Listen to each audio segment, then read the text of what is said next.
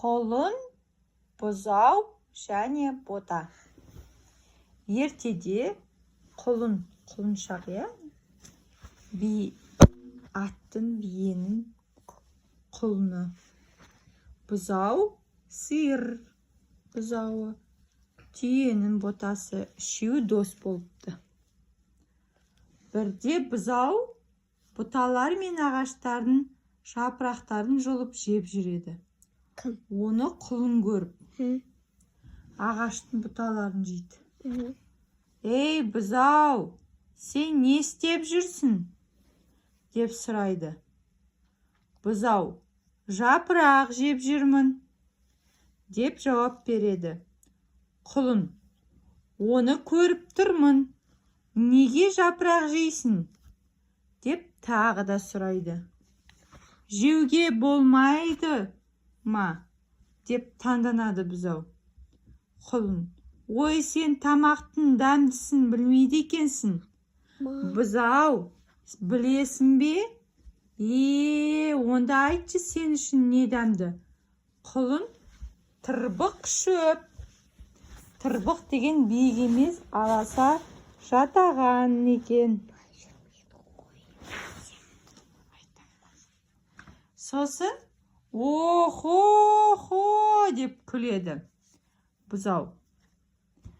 Сонда ең дәмдісі мына жердегі шөптер ме?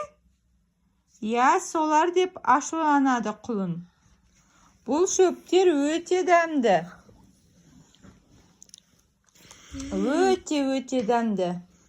Сенбесең өзім жеп көрші дейді. Бұзау кішкене ойланады. Содан соң, тұра тұр, қазір мен ботаны шақырып келейін. Ол да жеп көрсін дейді. Жақсы, шақыр дейді құлын. Бұзау ботаны ертіп келеді. Оған, мен жапырақты ұнатамын. Құлынға мына тырбық шөптер ұнайды. Енді осыларды сен жеп көріп айтшы, қайсысы дәмді дейді бұзау. Сонда бота, мен жапырақты да, шөпті да жемеймін. Себебі сүйікті тікенегім бар. Ең дәмдісі сол, депті. Құлын, жоқ, ең дәмдісі тырбық шөп. Аласа шөп деген сөз. Кішкентай шөптер, жерде өсетін. Бұзау, жоқ, жапырақ дейді. Ағаштың жапырағын айтады. Бұзау. Бота болса, тікенек дәмді дейді. Тікенек шөптер. Сондай тікен. Үшкір шөптер. Шөп, жапырақ немесе тікенек. Үшеуі осылай дауласып қалады. Бота тікенек шайнап жеп тұр екен. Кенет ол сөйлеймін деп шаш алып қалады. Аузындағы тікенегі құлынның үстіне шашырайды. Аузындағын барлығын құлынның үстіне шашатып алады. Құлын ботаға ренжиді. Маған қарай түкіргенің не? Осы түйелер неге түкіреді екен? Түйелер, боталар түкіреді көбіне. Солайынан жаратылған. Жылқы тамақ жеп тұрып ешқашан түкірмейді. Біз сияқты болмайсың ба? Тазалықты жақсы көреміз. Адам үшін көлікпіз. Оны алыс жерлерге апарамыз. Етіміз бен сүтіміз өте пайдалы деп өзін мақтайды. Бота, ой, қойшы енді. Абайсызда шаш алып қалдым ғой. Сен өзін мақтаншақ екенсің. Жылқы сондай, жылқы мұндай деп мақтанасың. Түйенің де жақсы қасиеттері көп. Бойымыз биік, төзімдіміз. Ұзақ уақыт су ішпей жүре аламыз. Күштіміз. Сендер көтере алмайтын ауыр жүкті көтереміз, дейді. Сол кезде бұзау ботаға қарап, бота, сен суыққа шыдамсызсың, тоңғақсың, дейді. Бота бұл сөзге ренжіп қалады. Мейлі, бірақ пайдам көп. Адам менің сүтімнен шұбат жасайды. керемет сусын дайындайды. Сонда құлын: бұзау, қой енді, ботаға тиісе берме, дейді. Мен шын айтып тұрмын ғой, өзің туралы да шындық айтайын ба?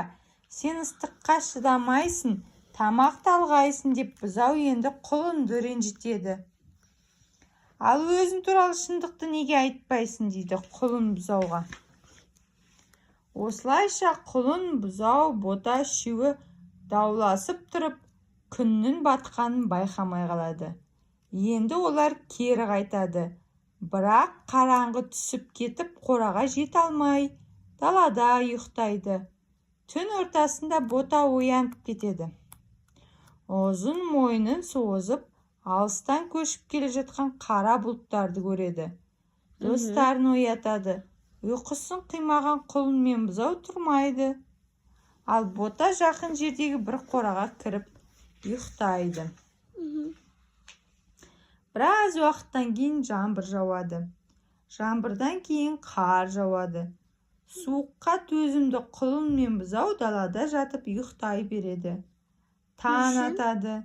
Олар өйткені суыққа шыдамды. Дала аппақ қар. Құлын тұяғымен қарды тепкілеп, қар астындағы шөптерді іздейді. Бұзау өзінің жапырақтарын тауып жейді. Қайта оралған бота тікенектерді қорек етеді. Кенет бота: Қандай кенет? Бота айтады: алақай, мен түсіндім, дейді. Құлын мен бұзау нені? Бота: біз үшеуміз үш түрлі төлміз. Үшеумізге үш түрлі қорек ұнайды.